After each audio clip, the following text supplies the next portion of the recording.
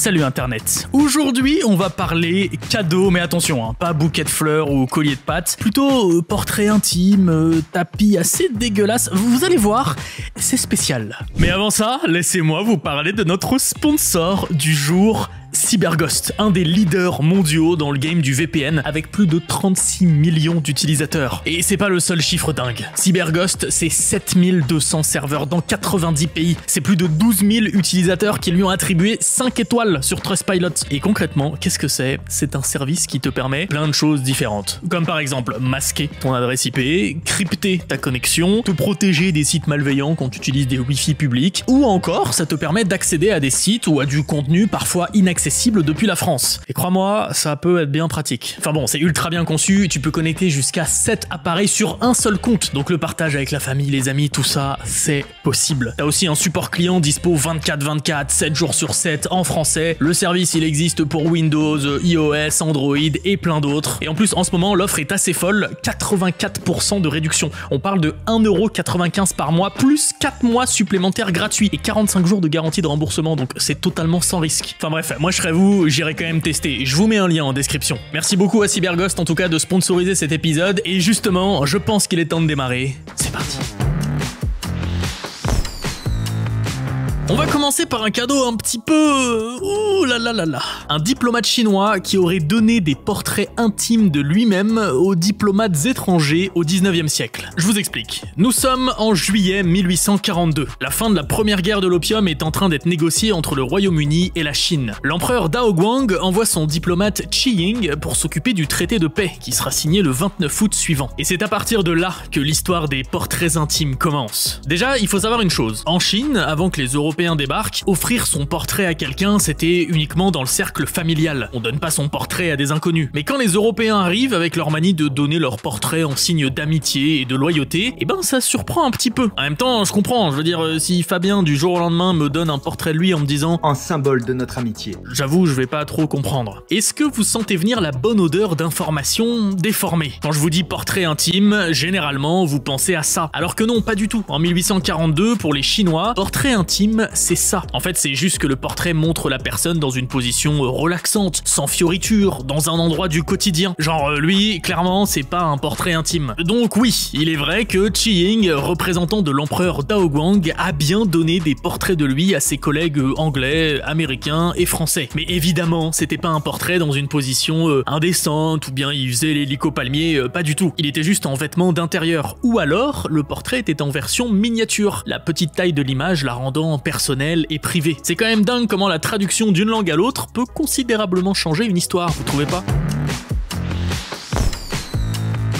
1972, une époque à la mode, disons, discutable pour nous, millénium et génération Z. Cette année-là, la reine d'Angleterre, Elisabeth II, vient visiter la France. Donc notre cher président de l'époque, Georges Pompidou, s'est dit « Tiens, je vais lui offrir quelque chose ». Mais au lieu de se lancer dans du classique, comme des fleurs ou un service à thé, il s'est dit que le bar Sauterelle, du sculpteur et graveur François-Xavier Lalanne, bah c'était quand même une super idée. Cette œuvre d'art est en acier, en laiton et en porcelaine de Sèvres. Perso, de la porcelaine, c'est pas forcément le matériau que je mettrais à côté de mecs bourrés, mais bon, soit. La sauterelle mesure plus d'1,80 m de long et il y a 2 grands compartiments dans le corps où on peut caser 8 bouteilles de champagne facile. Les ailes se déplient pour devenir de petites tables bien étroites, suffisantes pour poser son verre apparemment. Enfin bref, c'est quand même assez bien pensé. La jumelle de la sauterelle de la reine, parce que oui, François-Xavier Lalanne en avait fait 2 parfaitement à l'identique, a été vendue lors d'une vente aux enchères chez Sotheby's à New York en 2018 pour la modique somme de 1 635 000 $. La version de la reine repose elle à Buckingham Palace avec sa collection personnelle. Et vous voyez, le truc avec l'art, c'est que vraiment ça dépend des goûts de chacun. Perso, je suis pas certain que j'aurais osé le mettre dans mon salon. Voici un médaillon qui représente Louis XIV. Il est serti de 20 diamants. C'est pas mal, non? Mais ce qui est cool, c'est surtout son histoire. Le bijou est en fait un présent du roi Soleil lui-même à un certain Alain Poré. Ça doit pas vous dire grand chose, mais Alain Poré, c'était un des plus grands corsaires de la ville de Saint-Malo. J'ai lu pas mal de choses sur lui et je peux vous dire qu'il a mené une vie incroyable. Il bossait pour le royaume, il a capturé des dizaines de navires ennemis, il a perdu un de ses bras à cause d'un boulet de canon. Enfin bref, je vous invite à vraiment vous renseigner sur le personnage. personnage, son histoire est très intéressante. Notre médaillon, lui, était en fait une sorte de récompense pour héroïsme après qu'il se soit battu comme un chef contre l'envahisseur anglais. Par la suite, il a aussi reçu des épées honorifiques, une de Louis XIV, qui visiblement le kiffait pas mal, et une de Louis XV. Je crois que niveau classe, on peut difficilement faire mieux. Le médaillon, quant à lui, a été soigneusement conservé pendant des générations et des générations pour ne réapparaître qu'il y a finalement très peu de temps à l'occasion d'une vente aux enchères. D'après ce que j'ai vu, il a été acheté 500 000 € par un entrepreneur de Saint-Malo qui souhaitait que l'objet reste dans sa ville. Après la sauterelle, le rhinocéros, mais c'est pas un bar cette fois-ci. En 1514, le gouverneur de l'Inde portugaise reçoit d'un sultan indien un rhinocéros en cadeau. Depuis l'Empire romain, on n'a pas vu le moindre rhino en Europe, donc ni une ni deux, le gouverneur le met sur un bateau en partance pour Lisbonne, direction la ménagerie du roi portugais Manuel Ier. Et là-bas, bon bah c'est le jackpot hein. L'animal fait immédiatement sensation, on vient de très très loin pour le voir, pour en faire des croquis ou des dessins. D'ailleurs, beaucoup d'Européens ne connaîtront ensuite la tronche de l'animal que grâce à cette gravure, qui a ensuite été copiée plein de fois. Cela dit, le roi ne le garde pas très longtemps, il décide d'en faire à son tour cadeau au pape Léon X. Après tout, quel cadeau plus extraordinaire qu'un rhinocéros? Un éléphant blanc peut-être? Oui mais non, parce que déjà offert l'année précédente. Le pape semble ravi d'apprendre la nouvelle, certains disent même qu'il envisage déjà de faire combattre la bête contre d'autres animaux. Le bien-être animal c'était pas encore à la mode à l'époque. Notre rhinocéros n'arrivera toutefois jamais à destination. Il transite par la France du côté de l'île d'If où il est admiré par François Ier, puis repart en bateau vers Rome et voilà, hein, sur le trajet le navire rencontre une tempête sombre et l'animal meurt malheureusement noyé.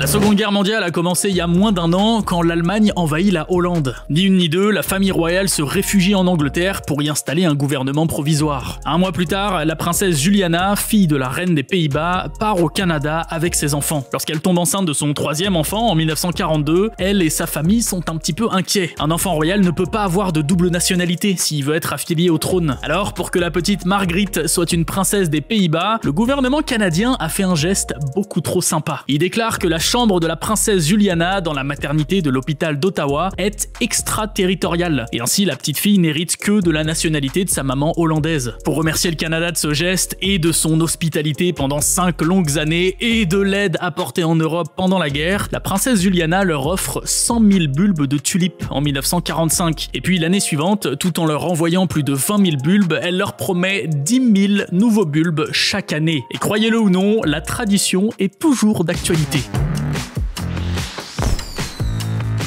Je vous présente Catherine Bélier, baronne de Beauvais, aussi appelée Cato la Borgnesse. Voilà, il n'y a pas de portrait à son nom, il n'y a que cette sculpture un petit peu dégueulasse hein, qui la représenterait, mais on n'en est même pas sûr. En tout cas, charmant surnom, Cato la Borgnesse. Elle a eu la chance de pouvoir se faire construire un hôtel particulier, qui est toujours debout aujourd'hui, grâce notamment aux pierres précieuses qui lui ont été offertes par Anne d'Autriche. Ça, plus des sous, plus un château, mais pourquoi des cadeaux aussi grandioses? Tout simplement parce que la Borgnesse a déniaisé le fils d'Anne d'Autriche, monsieur le roi de France Louis XIV. En fait, lorsqu'Anne d'Autriche a épousé Louis XIII, ils étaient tous les deux très jeunes et leur première fois s'est extrêmement mal passée. Tellement mal que Louis XIII a mis très longtemps avant de recommencer à avoir des relations charnelles avec Anne d'Autriche. Anne voulait sûrement être sûre et certaine que son fils sache s'y prendre et a donc demandé à la baronne de Beauvais de dévirginiser son fils pour qu'il soit apte à consommer son mariage. Donc bon, c'est peut-être plus un cadeau pour elle-même et sa future belle-fille. Louis XIV en tout cas, il a bien retenu la leçon puisqu'il a son premier fils avec Marie-Thérèse d'Autriche, même pas 17 mois après leur union. Et c'est donc comme ça que Catherine Bélier a eu en cadeau des pierres précieuses et a pu se payer son hôtel particulier.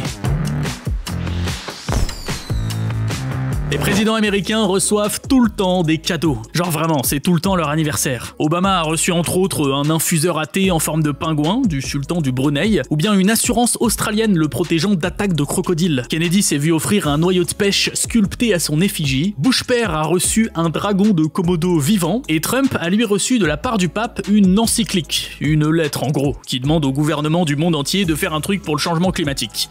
Génial. Bon alors, tous ces cadeaux c'est bien beau, mais moi j'ai envie de vous en parler parler d'un en particulier que je trouve, comment dire, surprenant. Clinton, président de 93 à 2001, en a reçu des cadeaux. En 1997, le président azerbaïdjanais Heydar Aliyev veut présenter le savoir-faire et l'artisanat de son pays. Il mandate donc l'un des plus grands spécialistes du tapis de l'histoire du pays, Kamil Aliyev, qui se met au branle-bas de combat. Et le mec est doué, regardez, ça par exemple, c'est un auto-tapis.